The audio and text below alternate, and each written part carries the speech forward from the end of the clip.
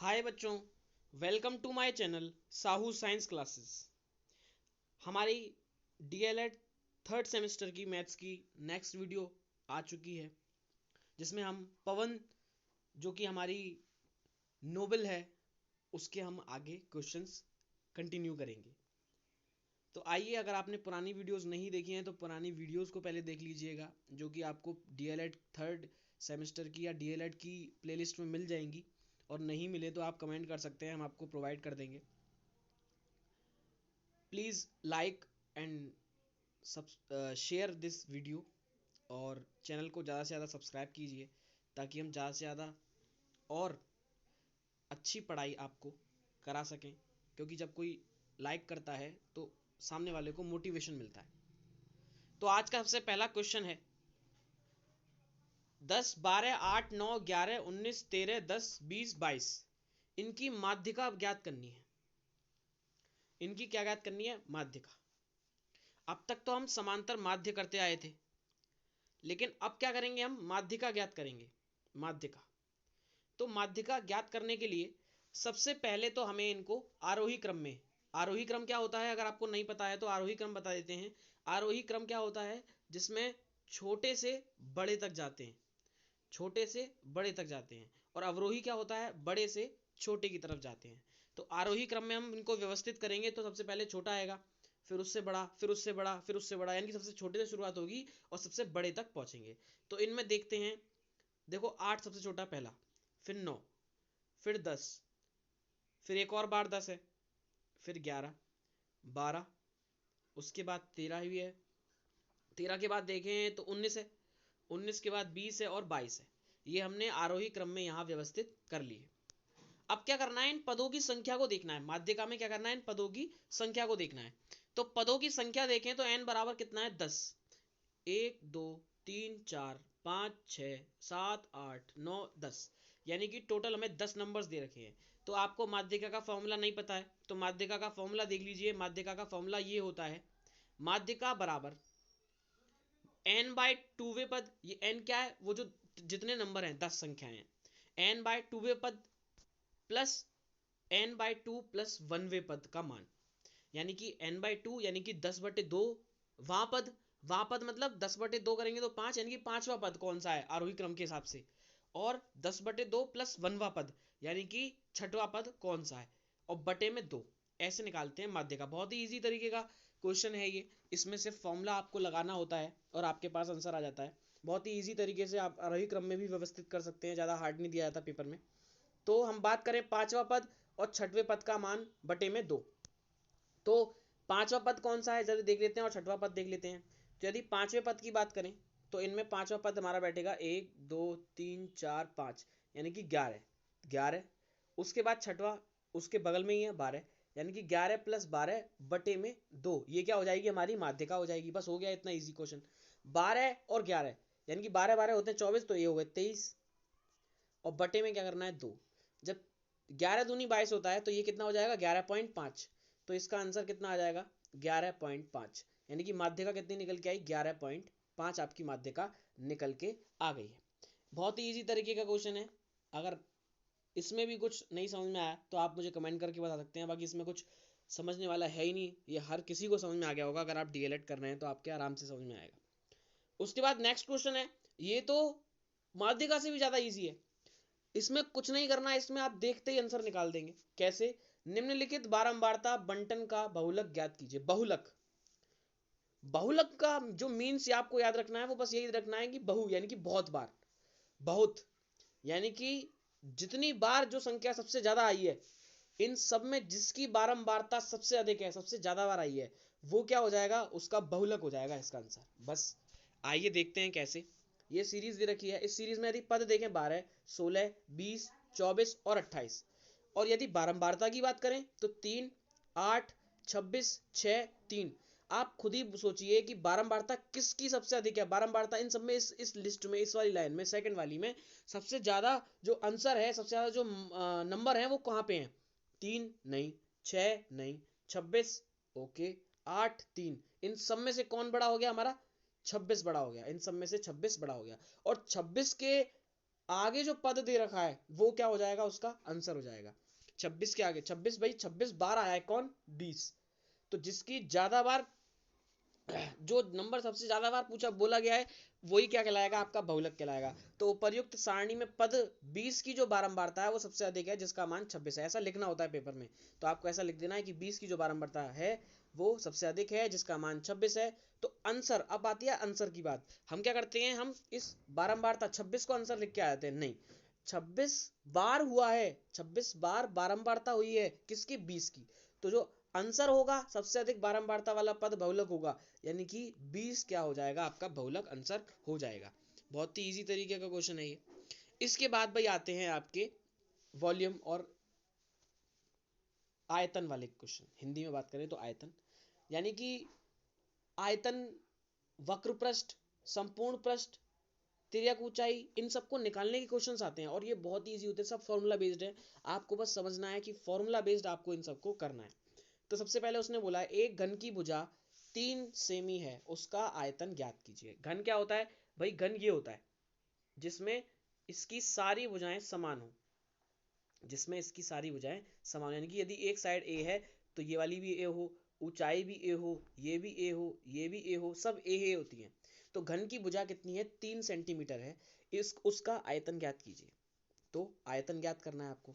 आयतन क्या होता है, आयतन होता है लंबाई गुणा चौड़ाई गुणा ऊंचाई, लेंथ ब्रेथ इनटू एच, ठीक है, हाइट। तो घन का आयतन और सबकी जो भुजा होती है घन में वो सेम होती है। तो हमने इसका फॉर्मूला क्या बना रखा है, ए क्यूब। ए क्यूब यानी कि अगर एक साइड का जो भुजा दे रखी है, एक साइड की जो वैल्यू दे रखी है वो ए है, तो उसका अगर क्यूब कर देंगे तो इसका आयतन आ जाएगा।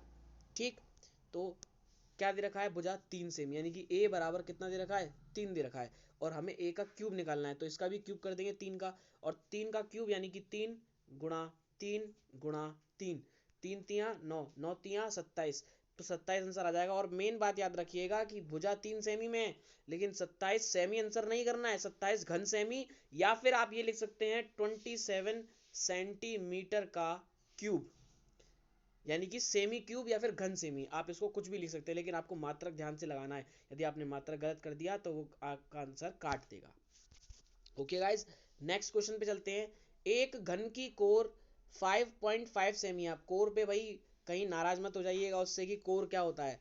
कोर जो होता है वही भुजा होती है, वही साइड होती है। तो एक घन की कोर 5.5 सेमी है, उसका आयतन व संपूर्ण पृष्ठ ज्ञात कीजिए।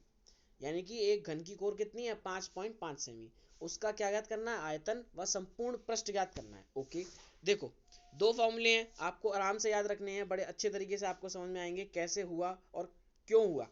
सबसे पहला घन का आयतन आपको पता है ए क्यूब होता है, इससे पहले वाले में ही समझा है हमने। अब आती है घन का संपूर्ण पृष्ठ। संपूर्ण पृष्ठ मतलब क्या है भाई, उसका संपूर्ण जो क्षेत्रफल है वो बताना है आपको। संपूर्ण क्षेत्रफल कैसे निकलेगा, एक घन की बात करें तो, एक घन की बात करें, ये अब इसमें देखो, इसमें साइड कितनी है, वही उसका भाई पृष्ठ क्या होता है, पृष्ठ मतलब एक सरफेस एरिया, यानी कि ये ऊपर का सरफेस, ये पृष्ठ, ये पृष्ठ, ये पृष्ठ होता है, ये साइड वाला पृष्ठ, तो ये क्या कहलाता है, एक पृष्ठ कहलाता है। तो इसका संपूर्ण पृष्ठ है। अब संपूर्ण पृष्ठ देखने के लिए सबसे पहले हम देखेंगे कि इसमें कितनी भुजाएं हैं। सबसे पहले क्या देखेंगे, इसमें कितनी भुजाएं। देखो दोबारा बनाते हैं, ये हमने बना दिया घन।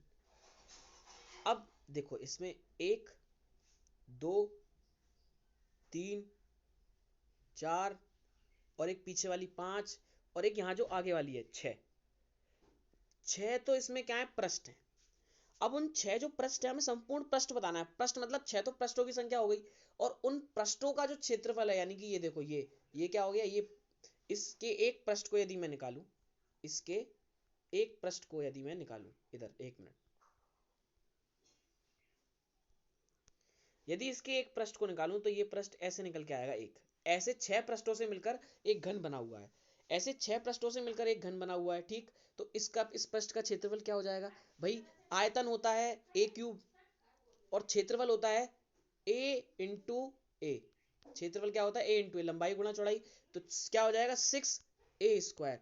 ए स्क्वायर क्या हो गया, एक पृष्ठ का, और हमें संपूर्ण पृष्ठ का निकालना है, यानी कि 6 ए स्क्वायर उसका फॉर्मूला हो जाएगा। ये आपको याद रखना है, भूलना नहीं है। यहाँ पे आपको थोड़ी सी कैलकुलेशन करनी पड़ेगी खुद ही, क्यों? क्योंकि 5.5 दे रखा है, तो 5.5 का आपको क्यूब करना पड़ेगा, यानी कि 5.5 गुणा 5.5 गुणा 5.5, ये आपको कैलकुलेशन करनी पड़ेगी अपने आप। इस कैलकुलेशन को करिए। मैं आपको इसका एक चलो 5.5 बटे में पॉइंट हटाएंगे और 10 लगा देंगे, गुणा 55/10 गुणा 55/10। तो बटे का 1000 तो गायब कर दो, बटे का 1000 तो गायब कर दो, ये हमने बटे का 1000 गायब कर दिया। अब क्या करना है, 55 गुणा 55 गुणा 55, इनको सॉल्व कर लो, इनको सॉल्व कर लो और बटे में 1000 का डिवाइड दे दो, यानी कि उसके जितना टोटल आया उसका पीछे 3 डिजिट तक जीरो लगा दो, तो आपका आंसर ये निकल के आएगा। ट्राई करिएगा, नहीं आता है मैं बता दूंगा। 166.375 घन सेमी। घन सेमी याद रखिएगा, सेमी क्यूब या घन सेमी। अब आती है बात किसकी, घन का संपूर्ण प्रश्न भी बताया 6a स्क्वायर होता है, तो 6 और a स्क्वायर यानी कि 5.5 का स्क्वायर, तो 5.5 का जब स्क्वायर करेंगे मतलब उसका वर्ग करेंगे तो 30.25 आएगा। अब मल्टीप्लाई में बता देता हूँ आपको, 30.25, तो 30.25 का गुणा 6 में करना है, 30.25 का गुणा 6 में करना है। तो सबसे पहले 6 पंजे 30, 3 6 दूनी 12 और 3 15, एक हासिल ये आ जाएगा नीचे, 6 3 18, कितने बार डिजिट है, 2 डिजिट के बाद 1 2, ये तो कितना आंसर आ जाएगा 100। आंसर आंसर आ गया आपका 181.5 वर्ग सेमी। और यहाँ वर्ग क्यों आया, क्योंकि 6a स्क्वायर है, यानी कि सेमी का स्क्वायर है। ठीक है गाइस, नेक्स्ट क्वेश्चन पे चलते हैं। पवन डीएलएड का नेक्स्ट क्वेश्चन हमारा, देखो भाई ये क्वेश्चन, ऐसे क्वेश्चन आते हैं पेपर में, बहुत इंपॉर्टेंट क्वेश्चन है और बहुत ही अच्छे तरीके के क्वेश्चन है, अगर हम इनको करके आते हैं तो अच्छे मार्क्स मिलते हैं हमें। देखो, लकड़ी के घनाभ के आकार के एक टुकड़े की लंबाई 75 सेंटीमीटर है, लंबाई दे रखी है। अब घनाभ क्या होता है, घन तो वो होता है जिसकी भुजा समान होती है, लंबाई चौड़ाई ऊंचाई सब, लेकिन घनाभ में क्या होता है, घनाभ में ये चेंज हो जाती है। घनाभ देखो ऐसे बनाते हैं, मैं बनाता हूँ घनाभ, ये थोड़ा सा साइडें जो होंगी, यानी कि इनकी चौड़ाइयों में और लंबाइयों में अंतर आ जाएगा, ये हो गया घनाभ। यानी कि इसमें अगर साइड वाली ये प्रश्न देखें और ये इधर वाला प्रश्न देखें, तो ये ऊपर वाले प्रश्न के इनके चारों तरफ के समान नहीं है, तो ये क्या हो जाता है, हमारा घन हो जाता है। देखो अब उसने क्या बोला है, लकड़ी के घनाभ के आकार के एक टुकड़े की लंबाई 75 सेंटीमीटर है, ये दे रखी है उसने लंबाई, लंबाई दे रखी है 75 सेंटीमीटर। चौड़ाई कितनी है, चौड़ाई 15 सेंटीमीटर है, तथा ऊंचाई ऊंचाई कितनी है, ऊंचाई उसने दे रखी है 5 सेंटीमीटर। तो इसमें से अब देखो, ये तो टोटल दे रखा है उसने, हमें इतना डेटा दे रखा है, 75 15 और 5, ये हमें दे रखा है लंबाई चौड़ाई और ऊंचाई। तो इसमें से 15 सेंटीमीटर लंबे, 3 सेंटीमीटर चौड़े तथा 1 सेंटीमीटर ऊंचे कितने गुटके बनाए जा सकते हैं, क्या बोला है उसने। तो इसमें 15 सेंटीमीटर के, 3 सेंटीमीटर के और 1 सेंटीमीटर के ऊंचे कितने गुटके बनाए जा सकते हैं।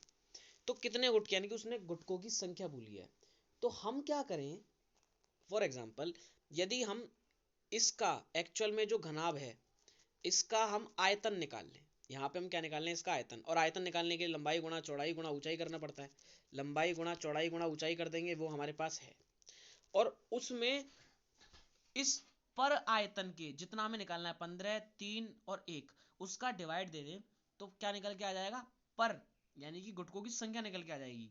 गुटकों की संख्या कैसे भाई, गुटकों की संख्या निकालने के लिए घनाभ का आयतन जो कि टोटल है, बटे में एक गुटके का आयतन, बटे में क्या निकालना है, एक गुटके का आयतन करेंगे तो गुटकों की टोटल संख्या आ जाएगी। समझ में आ रही है मेरी बात, 70 अगर उसका आयतन है और हमें हमें जो बनाने हैं वो क्या है आपका, वो एक गुटका जो आयतन है वो 7 का है, तो ऐसे 7 से कितने बन जाएंगे, 10 गुटके ऐसे बन जाएंगे। समझ में आ गई मेरी बात, आप समझ गए होंगे आई होप। तो घनाभ की लंबाई देखेंगे 75 है, 15 है, चौड़ाई और ऊंचाई 5 है, और जो बनाना है वो 15 है, लंबाई चौड़ाई 3 सेमी है और ऊंचाई 1 सेमी है। तो सबसे पहले अपने घनाभ का आयतन जो हमें दे रखा है 75 गुणा 15 गुणा 5, और इसको भी सॉल्व मत करिए क्योंकि डिवाइड करना है तो आप यहाँ पे सॉल्व मत करिए। जब सॉल्व नहीं करेंगे यहाँ पे तो आप आराम से कर सकते हैं। कैसे, देखो भाई 75 गुणा 15 गुणा 5 बटे में एक गुटके का आयतन 15 गुणा 3 गुणा 1, इनको डिवाइड में ही तो करना है। जब डिवाइड में करना है तो हमने फॉर्मूला लिख लिया पहले, गुटके की संख्या घनाभ का आयतन बटे एक गुटके का आयतन। तो घनाभ का आयतन कितना, 75 गुणा 15 गुणा 5 बटे में 15 गुणा 3 गुणा 1। अब इसको सॉल्व कैसे करना है, देखो इसको सॉल्व करते हैं। सॉल्व कैसे करेंगे, 75 गुणा 15 गुणा 5 बटे में 15 गुणा 3 गुणा 1, ठीक है। अब सबसे पहले 15 से 15 कैंसिल, 3 से 75 कितनी बार जाएगा, 15 दूनी 45, 15 दूनी 30, 15 45, 25 3 75, ये 25 बार चला जाएगा। तो 25 और एक का तो कोई मतलब ही नहीं है भाई, एक का डिवाइड देंगे तो वही हो जाएगा। तो 25 पंजे 125, यानी कि टोटल आंसर कितना आ जाएगा, 125 आ जाएगा इसका आंसर। और ये गुटकों की संख्या है तो 125 सेंटीमीटर के गुटके बना सकते, 125 सेंटीमीटर मतलब 125, एक मिनट, गुटकों की संख्या है तो ये काट देंगे आप, सेंटीमीटर नहीं आएगा क्योंकि कितने गुटके बनाए सकते हैं भाई, गुटकों की संख्या है ना, तो 125 गुटके बनाए जा सकते हैं, यहाँ पे सेंटीमीटर नहीं आएगा, मिसप्रिंट है, गलत है। नेक्स्ट,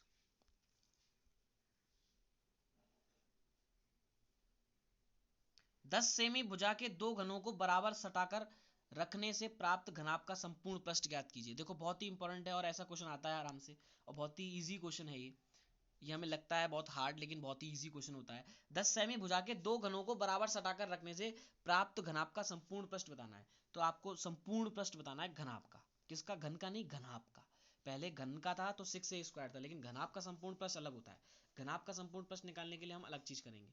तो सबसे पहले घनाभ की देखो क्या करा है उसने, एक घनाभ ये लिया और इसके ही बगल में एक और घनाभ यहाँ पे उसने लगा दिया।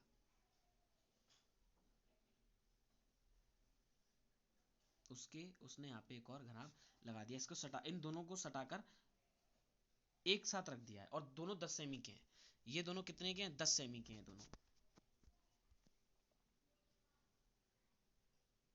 ये दोनों 10 सेमी के हैं, ये और ये दोनों 10 सेमी के हैं। तो इन दोनों की लंबाई जो है वो 10-10 सेमी की हो जाएगी। तो अगर बात करें टोटल 10 और 10, तो टोटल इस पूरे की जो घनाभ बनना है इसकी लंबाई कितनी हो जाएगी, 20 हो जाएगी। चौड़ाई की बात करें भाई, चौड़ाई तो ये होती है ना, तो चौड़ाई जो है वो तो इतनी रहेगी, चौड़ाई जो है वो इतनी रहेगी, तो चौड़ाई 10 रहेगी। और ऊंचाई की बात करें, ऊंचाई 10 होती है, ये ऊंचाई रहेगी, ऊंचाई कितनी होगी, ये ऊंचाई 10 रहेगी। तो सिर्फ बदला क्या, सिर्फ लंबाई बदल गई, सिर्फ लंबाई बदल गई। अब बात करते हैं घनाभ का संपूर्ण पृष्ठ। भाई इसमें समझ में नहीं आएगा किसी को कि घनाभ का संपूर्ण पृष्ठ क्या होता है, फॉर्मूला अगर उसे पता नहीं है तो मैं फॉर्मूला बता दूंगा आपको। घनाभ के संपूर्ण पृष्ठ का जो फॉर्मूला होता है वो होता है 2 into L into B plus B into H plus H into L. ये होता है उसके संपूर्ण पृष्ठ का फॉर्मूला। कैसे, लंबाई गुणा चौड़ाई प्लस चौड़ाई गुणा ऊंचाई प्लस ऊंचाई गुणा लंबाई, ये और इसमें 2 का मल्टीप्लाई, ये होता है फॉर्मूला। इसको लिख लीजिएगा अगर किसी को नहीं पता है तो, इसमें दिया नहीं है। तो क्या हो जाएगा, 2 इंटू लंबाई कितनी है 20, चौड़ाई कितनी है 10, प्लस चौड़ाई गुणा ऊंचाई 10 इंटू 10, फिर चौड़ाई गुणा ऊंचाई गुणा लंबाई, ये कर देंगे। तो सबसे पहले देखेंगे 20 का जब 10 में करेंगे, 20 का जब 10 में करेंगे तो 200, 10 का 10 में 100, 10 का 20 में 200, 200 200 400 और 100 500, 500 का 2 में करेंगे तो 1000 सेमी। क्या आ जाएगा, 1000 सेंटीमीटर आपका आंसर आ जाएगा। आई होप ये संपूर्ण प्रश्न जो है निकल के आया, आपको समझ में आया हो। अगर नहीं समझ में आया कुछ तो आप कमेंट करके मुझे बता सकते हैं। नेक्स्ट वीडियो दोबारा से बहुत जल्दी आएगी, आपको बिल्कुल भी टेंशन लेने की ज़रूरत नहीं है। आगे व्रत के क्वेश्चंस भी हम करेंगे बहुत ही अच्छे तरीके से, सुगमता पूर्वक। ये क्वेश्चन मैं नेक्स्ट वीडियो में कराऊंगा, एक लंबवर्तीय बेलन वाले और ये शंकु वाले नेक्स्ट वीडियो में। और व्रत की वीडियो भी एक आएगी अच्छी सी बनके, जिसमें पूरा व्रत का कॉन्सेप्ट लेके आऊँगा मैं। आपको व्रत से डरना नहीं है, और व्रत के कुछ क्वेश्चन आते हैं जो कि बहुत इंपॉर्टेंट होते हैं और बहुत अच्छे होते हैं। तो प्लीज़ आप शेयर करिएगा, अगर किसी को आप सेंड करना चाहते हैं, किसी को पढ़वाना चाहते हैं, किसी फ्रेंड को, तो आप उसे शेयर कर सकते हैं ताकि उसे भी समझ में आए और हम मोटिवेट होके और वीडियो डालें। सो आज के लिए बस इतना ही, मिलते हैं बहुत जल्द नेक्स्ट वीडियो में। Please like and share this video and subscribe and share my channel and press the bell icon for more updates. So goodbye guys.